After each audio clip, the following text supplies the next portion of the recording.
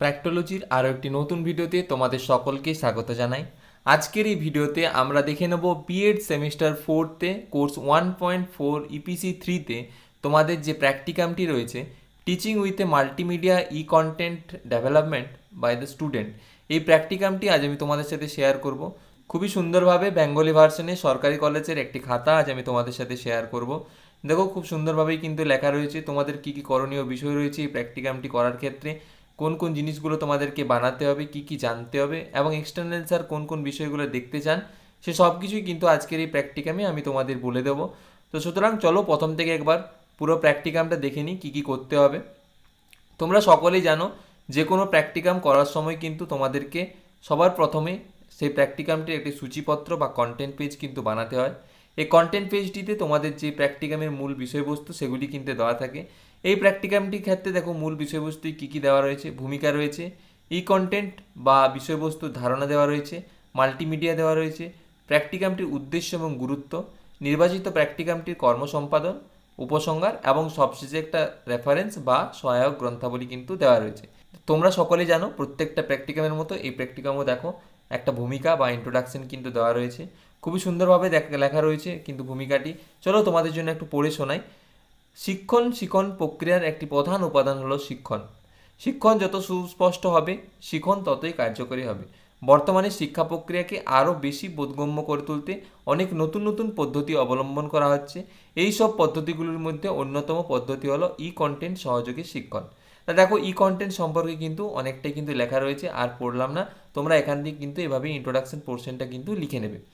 এরপর তোমরা চলে আসবে ই কন্টেন্ট বা ই বিষয়বস্তুর ধারণা। সেটাও কিন্তু এখান থেকে তোমরা কিন্তু ভালোভাবে লিখে নিতে পারবে। কী কী ডিভাইস রয়েছে, কম্পিউটার, মোবাইল, টেলিভিশন, সব কিছু কিন্তু ই কন্টেন্টের যেসব ডিভাইসগুলো রয়েছে সেগুলি সব দেওয়া রয়েছে। এরপর ই কন্টেন্টের যে বৈশিষ্ট্য সেগুলি তোমরা এখান থেকে লিখে নেবে। ই কন্টেন্টের যে প্রকারভেদ, কী কী ধরনের ই কন্টেন্ট হয়ে থাকে, ডকুমেন্ট হয়ে থাকে, অডিও হয়, ভিডিও হয়, ইমেজ হয়, প্রেজেন্টেশন হয়, ওয়েবসাইট হয়, তাহলে এই প্রকারভেদগুলি কিন্তু তোমরা এখান থেকে লিখে নেবে। এরপর চলে আসবে ই কন্টেন্ট প্রস্তুতিকরণের প্রক্রিয়া। দেখো, এখান থেকে কিন্তু কোশ্চেন এসে থাকে যে তুমি কিভাবে এটা বানালে।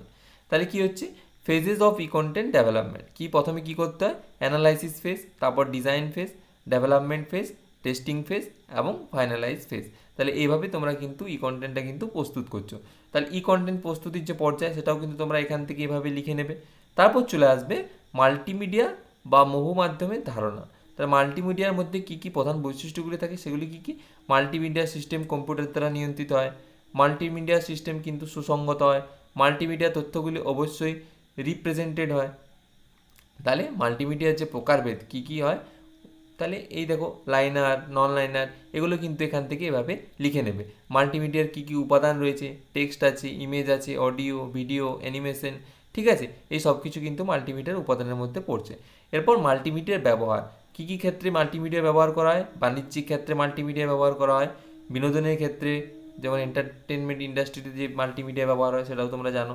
শিক্ষাক্ষেত্রে ব্যবহার হয়ে থাকে, ইঞ্জিনিয়ারিং ক্ষেত্রে ব্যবহার হচ্ছে। তাহলে এগুলো কিন্তু এখান থেকে এভাবে লিখে নেবে। এরপর প্র্যাকটিকামটির যে উদ্দেশ্য ও গুরুত্ব, এটা আর বলছি না, এখান থেকে কিন্তু তোমরা উদ্দেশ্য এবং গুরুত্ব দুটোই কিন্তু লিখে নেবে। এরপর চলে আসবে যেটা তোমার দরকার, এত থিওরিটিক্যাল পোর্শন ছিল মোটামুটি। এরপর তোমাকে কিন্তু যে প্র্যাকটিক্যালি কাজটি করতে হবে সেটি হচ্ছে নির্বাচিত প্র্যাকটিকামটির কর্মসম্পাদন। এক্ষেত্রে দেখো, প্রথমে তোমাকে প্র্যাকটিকামটির পর্যায়ক্রমিক সম্পাদন, বিষয়বস্তু নির্বাচন কিন্তু প্রথমে করতে হবে। তাহলে তুমি তোমার মেথড সাবজেক্ট বা যে কোনো একটা সাবজেক্ট থেকে কোনো একটা টেক্সট বই, যেটা হয়তো ক্লাস 6 to 12 যেটা পড়ানো হয়, বা তোমরা স্কুল ইন্টার্নশিপ যেটা করে এসছো, সেখান থেকে একটা যে কোনো চ্যাপ্টারের কোনো একটা ইউনিট, সেটা কিন্তু তোমাদেরকে এখানে মাল্টিমিডিয়া ই কন্টেন্ট বানাতে হবে। তাহলে দেখো এখানে কি হয়েছে, নবম শ্রেণীর বাংলা সাহিত্যের একটা বই, সেখান থেকে কিন্তু একটা যে জীবনানন্দ দাশের লেখা কবিতা আকাশের 7টি তারা, এই কবিতাটা কিন্তু এখানে বিষয়বস্তু হিসাবে চিহ্নিত করা হয়েছে। এরপর কি করা হয়েছে, সেই বিষয়বস্তুটির উপর কিন্তু একটি পিপিটি বানানো হয়েছে। তাহলে মাল্টিমিডিয়া প্রেজেন্টেশন সেখান থেকে বানানো হয়েছে, ঠিক আছে। এভাবে তোমরা তোমাদের টপিক থেকে একটি ই কন্টেন্ট বা পিপিটি তোমরা কিন্তু বানিয়ে নেবে। এরপর কি করা হয়েছে, ওবিএস ইনস্টলেশন। কম্পিউটারের মধ্যে একটা সফটওয়্যার থাকে যেখানে কী হয়, কম্পিউটারটা স্ক্রিন রেকর্ড হয়, সাথে তোমার ভিডিওর ছবিটাও কিন্তু উঠে আসে। তাহলে পিপিটিটা তুমি প্রেজেন্ট করছো, সেটাও একটা রেকর্ড করা যায়। তো এরকম তোমরা কিন্তু মোবাইল থেকেও যদি করে থাকো, মোবাইলেও বিভিন্ন ধরনের যেমন A to Z রেকর্ডার, সেগুলো কিন্তু কী হয়, তোমার ছবি তার সাথে তুমি যেটা বলছো এবং তোমার মোবাইলের স্ক্রিনে যেটা চলছে পিপিটিটা, সেই সব কিছু কিন্তু একসাথে রেকর্ড করা যায় A to Z রেকর্ডার থেকে। তাহলে এভাবে দেখো OBS রেকর্ডার যেটা কম্পিউটারের জন্য, মোবাইলের জন্য A to Z রেকর্ডার, সেভাবে কিন্তু তোমরা ইনস্টল করেছো এবং তারপর কী করেছো, রেকর্ডিংয়ের প্রস্তুতি নিয়েছো। রেকর্ড করলে, ঠিক আছে, পিপিটিটা যখন elaborate করলে তারপর সেটা রেকর্ড করে রাখলে, এরপর শিক্ষক কর্তৃক এই বিষয়বস্তু প্রস্তুত, অর্থাৎ তুমি যেটা ভিডিওটা তুমি বানালে সেটা একটু এডিট করলে এবং একটা ফোল্ডারে সেভ করলে, সেটাই কিন্তু এখানে লেখা রয়েছে। এবার যে যে ভিডিওটা তুমি বানালে সেটা কিন্তু তোমাকে বিষয়বস্তুর অনলাইনে তোমাকে কিন্তু ইউটিউবে শেয়ার করতে হবে এবং একটা ছবি তুমি দিয়ে দিলে, যে কি তোমার যেটা তুমি শেয়ার করলে সেটা ছবি তোমাকে এভাবে দিয়ে দিতে হবে, ঠিক আছে। এবার দেখো, যদি স্যার জিজ্ঞেস করেন যে তুমি কি সত্যি এটা বানিয়েছো, তখন কিন্তু এভাবে যদি একটা ছবি দিয়ে দাও বা স্যারকে যদি ইউটিউব খুলে দেখিয়ে দিতে পারো, তাহলে তো স্যার বিশ্বাস করবে যে হ্যাঁ সত্যি তুমি এটা বানিয়েছো। তারপর রূপায়িত এই কন্টেন্ট পাওয়ার উপায়, তোমার যে কন্টেন্ট সেটা তুমি যে স্টুডেন্টরা কীভাবে সার্চ করলে পাবে, সেটা তোমাকে লিঙ্কটা কিন্তু এভাবে লিখে দিতে হবে। এরপর প্রত্যেকটা প্র্যাকটিকামের মতো তোমরা সকলেই জানো যে একটা সবশেষে উপসংহার থেকে থাকে, তো উপসংহারটা তোমরা কিন্তু এখান থেকে এভাবে লিখে নেবে। খুব সুন্দরভাবে দেখো উপসংহারটি কিন্তু লেখা রয়েছে। এরপর চলে আসবে রেফারেন্স বা গ্রন্থ সহায়িকা, তুমি কোন কোন জায়গা থেকে প্র্যাকটিকামটি করার জন্য হেল্প পেয়েছো সেই সব জায়গাগুলোর নাম কিন্তু তোমরা এখান থেকে দিয়ে দেবে। তো এই ছিল আজকের প্র্যাকটিকাম, আশা করি এখান থেকে তোমাদের অনেকটাই হেল্প পাবে। যদি কোনো প্রশ্ন থেকে থাকে তাহলে অবশ্যই তোমরা কমেন্টে জানাও। আর এই ধরনের ভিডিও পেতে চাইলে তোমরা কিন্তু অবশ্যই চ্যানেলটা একটা লাইক এবং সাবস্ক্রাইব করে রাখো, ঠিক আছে। দেখা হচ্ছে পরবর্তী ভিডিওতে।